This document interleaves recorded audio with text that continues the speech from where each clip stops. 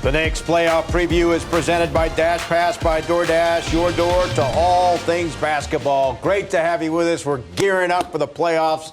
From our Delta MSG studios, Bill Pidto along with Alan Hahn and Wally Szczerbiak. And Wally, you've experienced it. Playoff basketball and regular season basketball, not the same game. How come? Everyone plays harder. The intensity level is completely raised. If you're the Knicks, you have to respect your opponent, but you do not fear your opponent. You know you're the better team. The whole entire regular season, this team was put together for these moments. I think the best basketball is ahead for this team. We saw how this team coasted through the preseason, and they flipped it on to start the regular season. This team's going to be ready to play, in my opinion. I can't wait to get it started. Well, they better play their best basketball. Even Josh Hart said that we are not playing our best basketball right now. What I'm also hearing is a lot of that rhetoric you expect in a series that is going to be physical. You heard J.B. Bickerstaff, the coach of the Pistons, say, we've got no problem with the fight. You've also heard the Pistons players talking about that Detroit basketball. They're trying to reach back to the bad boy days.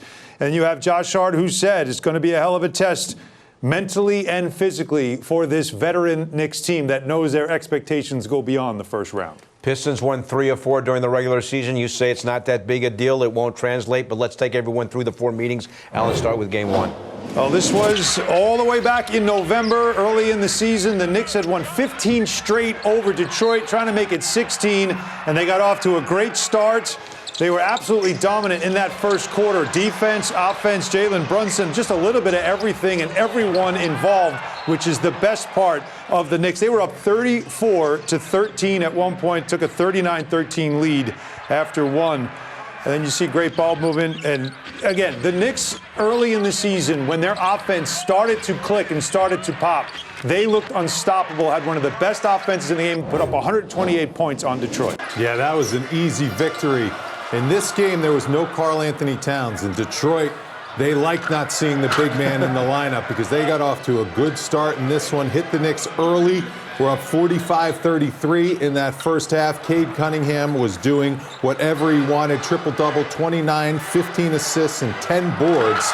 Knicks made it a game in the fourth quarter, getting it to 2 points. But down the stretch, it was all Pistons and that guy, Malik Beasley, setting records on the world's most famous arena floor, making threes. Yeah, keep that in mind as the Knicks. This is a second game of back-to-back in early January. Towns with that pick and pop, knocking down that three. The Knicks were ahead, 52-47. You had this thing go back and forth. It was a one-point game late, and then you see the kick out to the corner. And this guy, again, as Wally mentioned, that's Malik Beasley, a corner three, 121-117.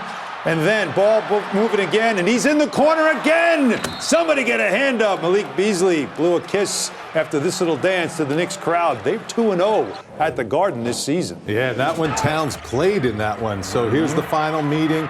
Just a couple days ago, Knicks got off to a great start. Precious Achiuwa with the posterization, facialization, Bill Pidto, the physical making up new play. words, Alan. Facialization. Facialization. Knicks were up 5 in that first half. Knicks continued to get off to a good start in the third quarter. Towns had 25 and 10.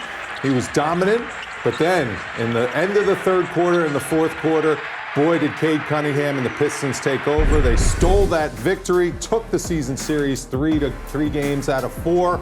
So game on in the playoffs. All right, guys, you see the numbers over the 4 games. Even though Detroit won 3 of the 4, pretty equal in terms of a lot of the most important numbers there. Let us now hear from each coach. Obviously, Tibbs is a great coach.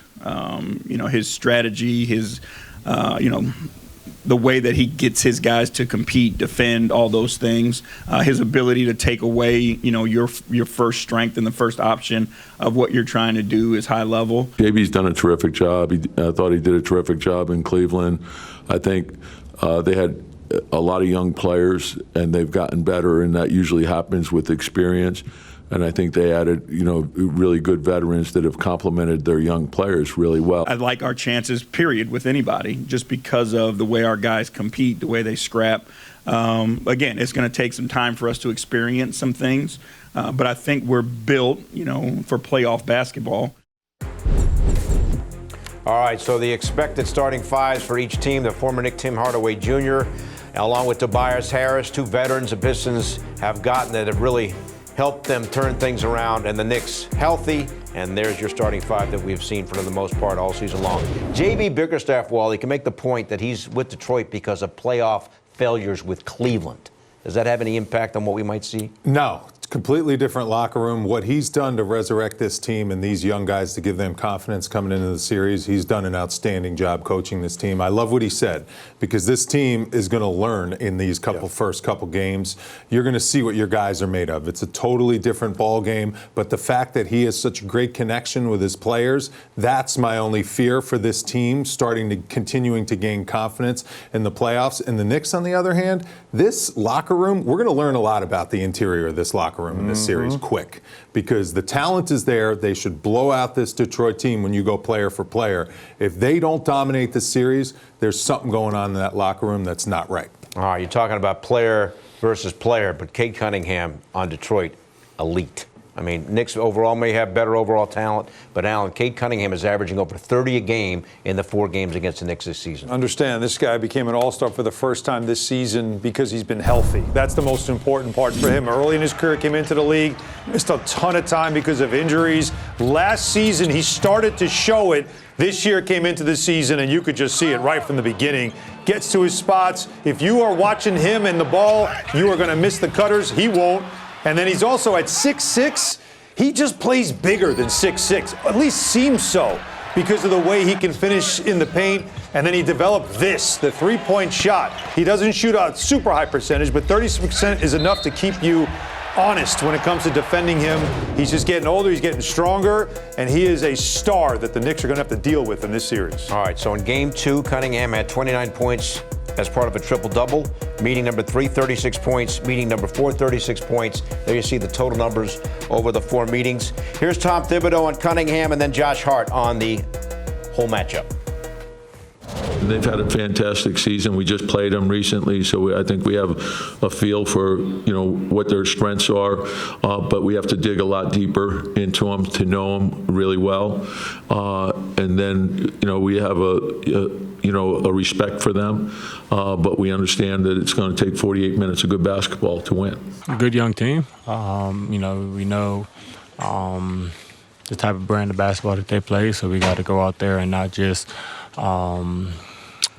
match their physicality, but we got to exceed it. It's going to be a hell of a test, mentally and physically, like I said, and we got to make sure we're prepared for everything else. Not winning against those teams in the regular season, at that point means nothing. All right, so Pistons have had a great year, one of the greatest turnarounds in the history of the NBA. They have Cade Cunningham, but Wally, the Knicks have Jalen Brunson, and he looks healthy. He looks completely healthy from that ankle injury, does he not? Yeah, and he was so good in the playoffs last year. You just felt like you couldn't lose a game because Jalen wasn't going to let the Knicks lose the game. The way he played against Philadelphia in that first series, and then the way he continued it on against the Indiana Pacers, he elevates his game to incredible heights. Now, he has a lot more help on this roster, guys, than he did last year with all the injuries that the Knicks were dealing with. That's a great sign how healthy this team is.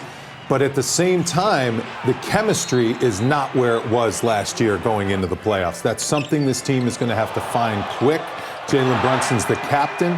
He's the head of that locker room. He's going to have to lead by example and play at a high level to get all those guys comfortable, because I think there's some fractured confidence in that locker room, and getting this playoff season and getting these playoff games off to the right start is going to be on Jalen Brunson to set the tone, and then everyone else will follow. It's your team captain, right? That's what you're looking for your team captain, and also what you mentioned too, your team captain is also going to lead you on the court.